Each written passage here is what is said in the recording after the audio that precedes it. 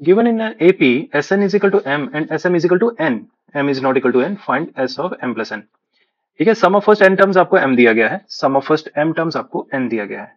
Okay, तो इसको solve करते हैं, पैरेलली सॉल्व कर लेंगे. कैसे? चलो सबसे पहले हमें ये मालूम है कि Sn का फॉर्मूला क्या होता है. Sn is equal to m दिया गया है.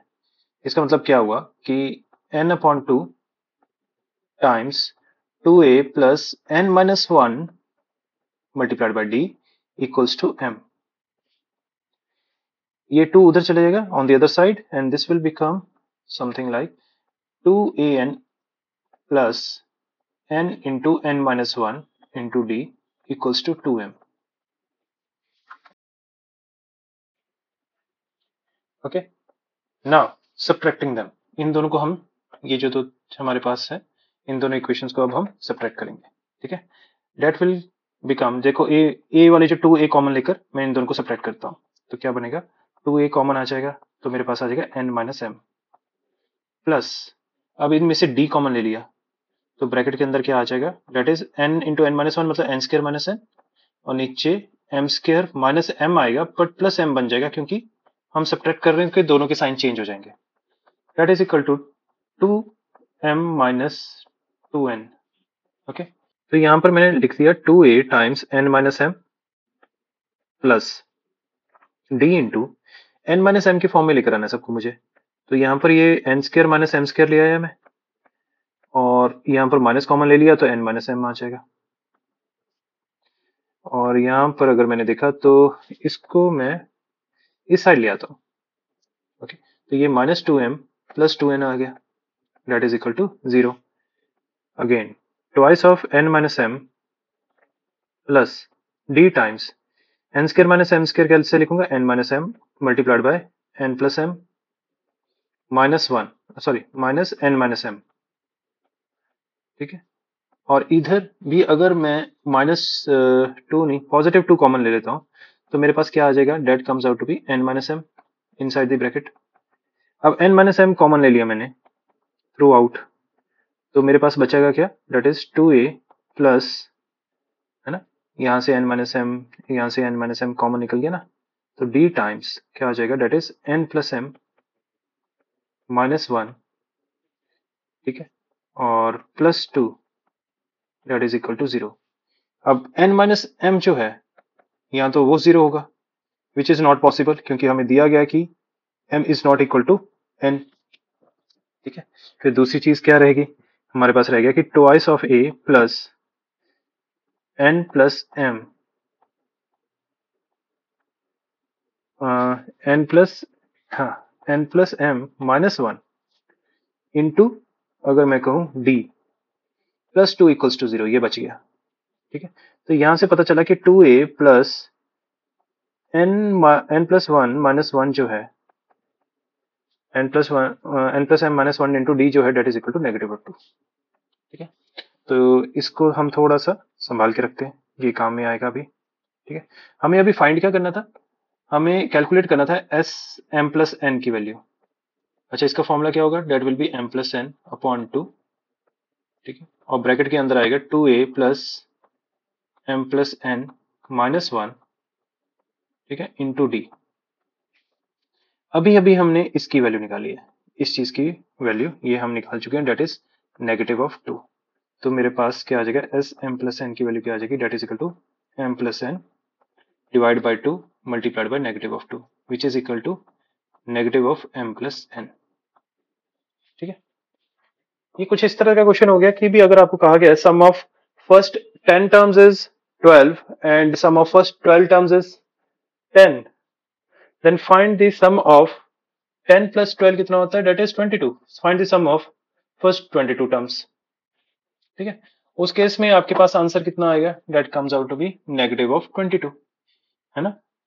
तो ये यहां से आप थोड़ा सा इसको ऑब्जर्व कर सकते हो क्योंकि जो तुम्हारा राइट हैंड साइड है इसमें कोई भी ए और डी के डिपेंडेंसी नहीं शो कर रहा, सिर्फ नंबर ऑफ टर्म्स के ऊपर शो कर रहा है, right. There are two APs and ratio of sum of their first n terms is 3n plus 5 upon 5n plus 1 and find the ratio of their first 20 terms. तो first तो दो APs है ना, उनका जो sum of n terms की ratio जो दी गई है वो इस तरह से मैं लिख देता हूँ, that is equal to 3n+5 and नीचे है हमारे पास 5n+1। ठीक है, पहली जो AP है उसकी जो फर्स्ट टर्म है मैं स्मॉल a से और स्मॉल d से रिप्रेजेंट कर रहा हूँ, और सेकंड AP की जो फर्स्ट टर्म है that is capital A and common difference capital D से रिप्रेजेंट कर रहा हूँ। तो इसका फॉर्मूला क्या बन जाएगा, that will be n/2 2a plus n-1 multiplied by d, and on the other hand जो सेकंड AP है नंबर ऑफ टर्म्स तो n ही है, तो 2a plus n-1 into d that is equal to 3n+5 divide by 5n+1। ये तो सीधा सीधा कैंसिल आउट हो रहा है, then you are left with that is 2a plus n-1 into d divide by 2a plus n-1 into capital D equals to 3n+5 upon 5n+1। अच्छा, हमें पूछा गया find the ratio of the first 20 terms. तो जब अगर हम nth term की अगर बात करते हैं, nth टर्म की बात करते हैं, तो आपको मालूम है कि उसका nth टर्म का वैल्यू क्या होता है, that is a plus n-1 into d। मतलब a का कोफिशिएंट 1 होना चाहिए, राइट। तो उसके लिए मैं क्या करूंगा, न्यूमरेटर और डिनोमिनेटर को दोनों को a से डिवाइड कर देता हूं, तो ये बन जाएगा a plus n-1 upon 2 into d whole divided by a plus n-1 upon 2 into capital D आएगा यहाँ पे, that is equal to 3n+5 upon 5n+1। ठीक है, अब मुझे अगर 20th टर्म निकालना है तो T20 क्या होगा, that will be equal to a plus 19d। तो कहने का मतलब है ये जो मेरे पास ये वाले जो एक्सप्रेशन है इसकी वैल्यू क्या होनी चाहिए, डेट इज 19, राइट। तो यहां से क्या हो गया, this implies n-1 upon 2 equals to 19। तब मेरे पास 20th टर्म की रेशियो आ जाएगी।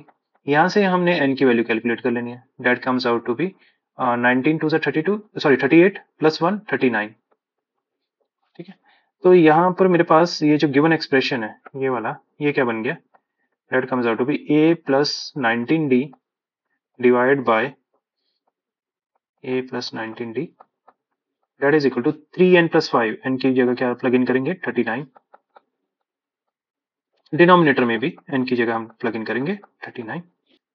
तो ये लेफ्ट हैंड साइड में मेरे पास क्या आ गया, डेट इज 20th टर्म, और ये दूसरी AP का 20th टर्म आ गया, और इन दोनों को मल्टीप्लाई कर दिया, that comes out to be 120 117 plus 5 divide by 195 plus 1। Okay, that is 122 upon 196। इनको मैं डिवाइड करता हूँ तो आपके पास आ जाएगा 61 अपॉन 98।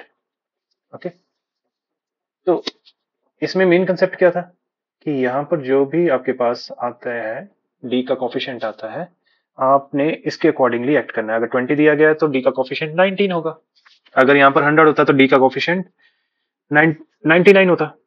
ठीक है, अब सपोज करो अगर क्वेश्चन में पूछा होता है 20th टर्म की जगह mth टर्म की रेशियोज फाइंड करनी है आपको, मतलब tm अपॉन tn, tm ही होगा, इसकी रेशियो फाइंड करनी है। तो कहने का मतलब है a plus m-1 into D upon a plus m-1 into D, ये इसकी वैल्यू फाइंड करनी है हमें। तो कैसे करेंगे, तो यहाँ पर आपने क्या करना है, ये जो n-1 है अपॉन 2, इसको आप प्लग इन क्या करोगे, date is equal to m-1। यहाँ से n की वैल्यू क्या आ जाएगी, डेट इज 2m-1 आ जाएगी। ठीक है, इसको पूरा कैलकुलेट करने के बाद, तो ये वाली जो वैल्यू है n की, ये now you are going to plug it in over here, यहाँ पर आपको प्लग इन करना है। ठीक है, तो ये आपके पास क्या बन जाएगा, tm upon t prime m की रेशियो आ जाएगी, मतलब mth टर्म की रेशियो आ जाएगी।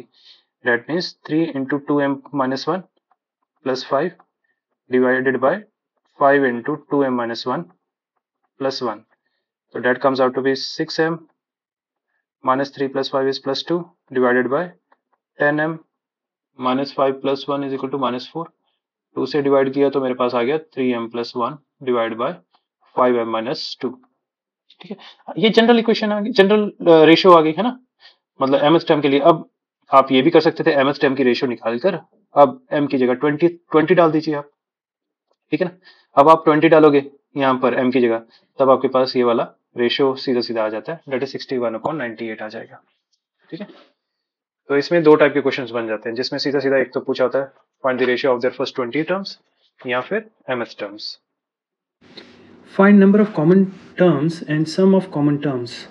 नंबर ऑफ कॉमन टर्म्स हमें फाइंड करना है and sum of common terms हमें फाइंड करना है। ठीक है, और हमारे पास ये दो एपीज गिवन है नीचे, 2, 5, 8, 11 टिल 80 टर्म्स, 3, 5, 7, 9 टिल 100 टर्म्स। ठीक है, जो मेरे पास फर्स्ट एपी है, अगर मैं उसको कंसिडर करूँ, फर्स्ट एपी को थोड़ा सा ऑब्जर्व करूँ, तो मेरे पास कॉमन डिफरेंस क्या है, डेट इज़ 3, और फर्स्ट टर्म क्या है, डेट इज़ 2। तो यहाँ से मुझे पता चल गया मेरा 80th टर्म क्या आएगी, सॉरी 80th टर्म की वैल्यू क्या आएगी, that will be a plus n-1 that is 79 into d कितना, डेट इज़ 3। 247 प्लस 2 कितना हो गया, डेट इज़ 249। ठीक है, और अगर मैं सेकेंड ए की बात करूँ तो वो क्या होगा, डेट भी 100 टर्म तक जा रहा है, तो 100th टर्म क्या होगा, that would be first term plus n-1 that is 99 into d कितना है यहाँ पर, that is 2, 198 plus 3 that comes out to 201। ठीक है, तो जो भी कॉमन टर्म्स होंगे वो भी एपी में होंगे, पहली चीज़, और जो भी कॉमन टर्म्स मतलब अगर एपी में होंगे तो नंबर ऑफ टर्म्स की अगर मैं बात करूँ, अगर nth टर्म की बात करूँ वो 201 से कम होगा। ओके, तभी हमने ये 80th टर्म और 100th टर्म निकाले, कहाँ तक जाएगा ये पता चलना चाहिए था हमें। तो एपी ऑफ कॉमन टर्म्स जो है उसमें जो फर्स्ट टर्म है ना, उसमें जो फर्स्ट टर्म है वो क्या होगी, that will be equal to, first term will be equal to 5। As you can see यहाँ पर आपको 5 नज़र आ रहा है ना, तो ये 5 होगा। ओके, वैसे क्या सिर्फ देख के पता लगना ही एक तरीका है, नहीं एक और तरीका भी है, वो हम बाद में डिस्कस करते हैं ये क्वेश्चन ख़त्म होने के बाद। चलो ठीक है, ये मान लिया ए, तो डी क्या होगा, कॉमन डिफरेंस क्या होगा, कॉमन डिफरेंस इन दोनों के डिफरेंस का एलसीएम होगा। अगर मेरे पास D1 इसको अगर मैं लेता हूँ, इट इज़ 3, और इसका मैं ले लेता हूँ D2 date is equal to 2, तो कॉमन टर्म्स का जो कॉमन डिफरेंस है that comes out to be LCM of 3 and 2 that is equal to 6। ठीक है, और Tn जो होगा that will be lesser than equal to 201। तो यहाँ से मेरे पास n की वैल्यू आ जाएगी, कैसे, यहाँ पर प्लग इन करते हैं, 5 plus n-1 multiplied by 6 is lesser than equal to 201। ठीक है, उसके बाद n-1 into 6 is lesser than equal to 201 में से 5 गया तो 195 आ गया, n-1 is lesser than equal to 195 divide by 6। ठीक है, 3 के टेबल पे जा रहा है, 3 2 6, 3 6 18, 15, 3 5 ज़ार। ठीक है, तो अगर मैं इसको मिक्स फ्रैक्शन में रखूँ तो n-1 is lesser than equal to 32.5, 32 1/2। तो यहाँ से क्या पता चला कि n is lesser than equal to 33 1/2। पर हमें मालूम है जो नंबर ऑफ टर्म्स है that is always an integer value, है ना, वो भी पॉजिटिव इंटीजर वैल्यू। ठीक है, नेगेटिव तो हो नहीं सकती, तो फिर मतलब 33 1/2 से जस्ट पहले वाला इंटीग्रल वैल्यू कौन सी है, डेट इज़ 33। ठीक है, तो यहाँ से हमें पहले वाले का आंसर आ गया कि नंबर ऑफ कॉमन टर्म्स कितने होंगे, that comes out to be 33। Now coming over to this part, sum of common terms, है ना, इसको कैलकुलेट कैसे करना है। ठीक है, हमारे पास AP आ गया, है ना, first term, common difference, number of terms आ गया, तो हमें क्या कैलकुलेट करना है, S33 that will be equal to 33 divide by 2। ठीक है, और यहाँ पर आ जाएगा 2 multiplied by first term that is 5 plus n-1 that is 32 multiplied by d that is 6। ठीक है, तो एक चीज़ नोटिस करिए, ये जो 2 होता है ना, ये कैंसिल आउट हो ही जाता होता है, या तो n से कैंसिल आउट होगा, या अंदर जो 2 है ना वो कॉमन लेके कैंसिल आउट कर सकते हैं। क्यों, यहाँ पर सारे जो वैल्यूज़ हैं वो क्या है, इंटेग्रल वैल्यूज़ है, तो इंटीजर ही आना है सम भी, तो फ्रैक्शन में तो आ नहीं सकता, है ना। तो मैं क्या करता हूँ, यहाँ पर 2 कॉमन लेकर इस 2 से हम गेट रिड हो जाते हैं। ठीक है, तो यहाँ पर 2 3 6 इस तरह से, ठीक है, ये 2 कैंसिल आउट हो जाएगा अब। तो ये आपके पास क्या बन गया, 33 plus 96 plus 5 that is 101, that comes out to be 3333 sum of 33 terms आ गया इसका आंसर। ठीक है, चलो ये एक चीज हो गई। अच्छा एक चीज और थी, हमने कॉमन टर्म्स यहाँ पर दिखाई दे रहा था कि भी सेकंड टर्म हमारा है ना सेम है, कभी कभी नहीं पता चलता है ना, तो हम क्या करते हैं कि हम इसका nth टर्म और इसका mth टर्म मान लेते हैं कि वो बराबर है।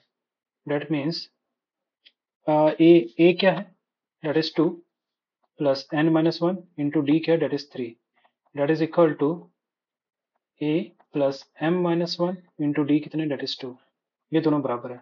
तो आपके पास कुछ इस तरह से आ जाएगा, यहाँ पर मैंने गलती कर दी, ये n आएगा।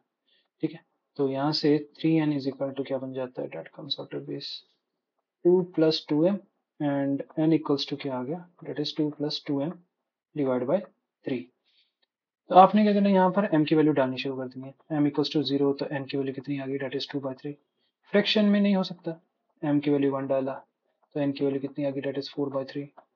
ठीक है, m की वैल्यू मैंने प्लग इन की 2, तो 2 two 4 plus 2 that is 6/3 which is equal to 2। ठीक है, तो at m is equal to 2 n equals to 2, मतलब सेकंड वैल्यूज जो हैं आपकी दोनों सीक्वेंस की वो सेम होंगी।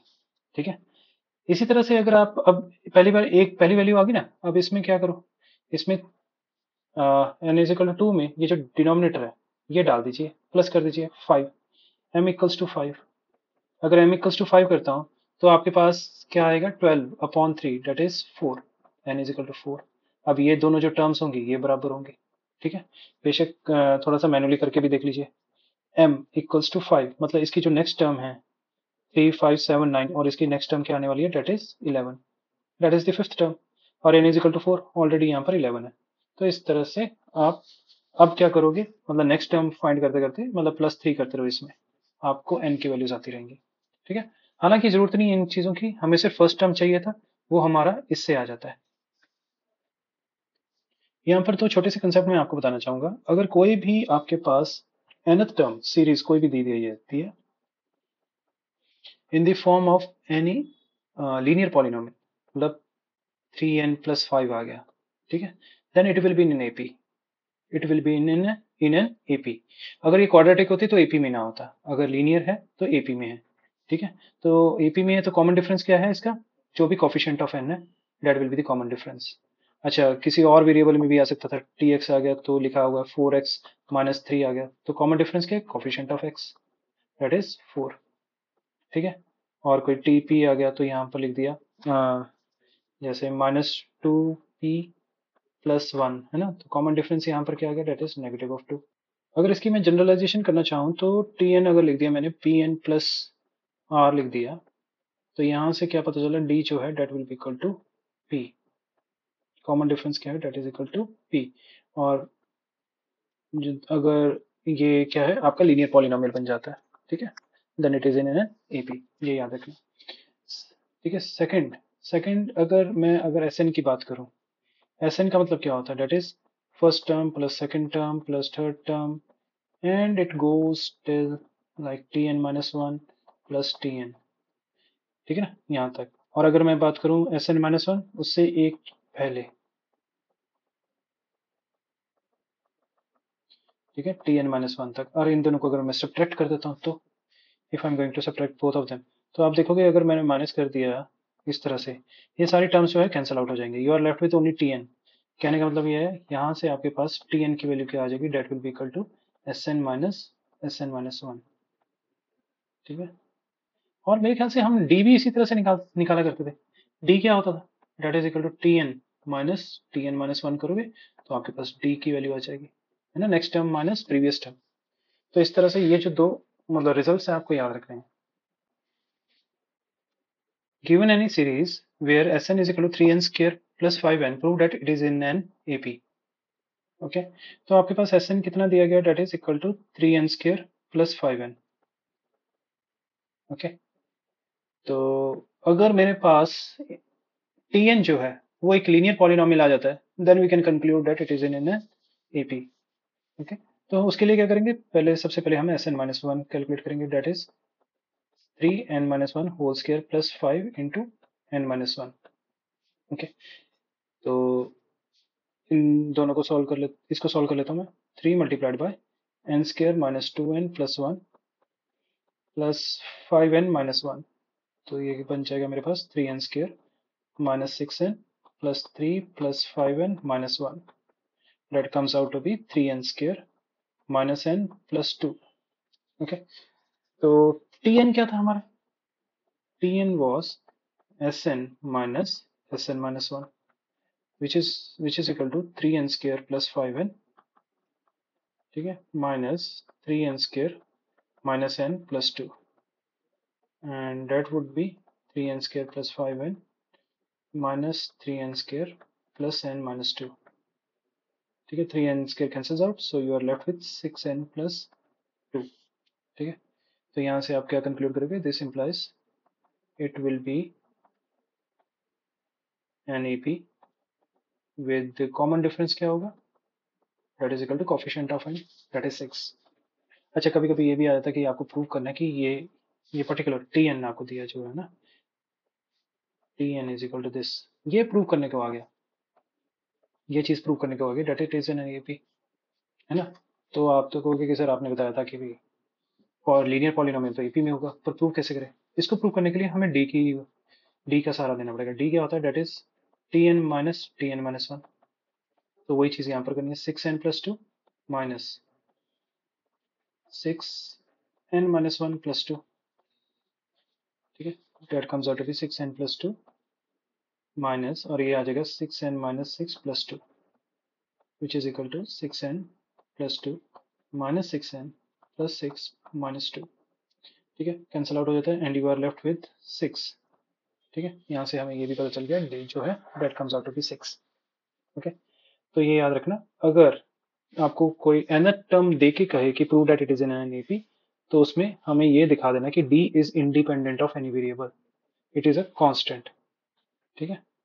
अच्छा, इसी में एक क्वेश्चन और आ जाता है कि which term of this series will be equal to 128, लगा लो, है ना, विच टर्म विल बी, यहाँ पर लिख देता हूँ, विच टर्म विल बी 128, ठीक है, ऐसा कहा गया। तो हमारे पास tn तो आ ही चुका है, डेट इज 6n प्लस 2, बस आपको क्या करना है, tn की जगह क्या प्लग इन करना है, that is 128 is equal to 6n plus 2। अगर आपके पास n की वैल्यू एक फ्रैक्शन आ जाती है तो वो वैल्यू एग्जिस्ट ही नहीं करती, मतलब वो 128 इसके सीरीज में आएगा ही नहीं। तो ये क्या बन गया, 6n इज इक्वल टू 126, और dividing both sides by 6 comes out to be n is equal to 21, तो 21st term will be the 128, ठीक है। इस तरह के क्वेश्चन बन सकते हैं इसमें से।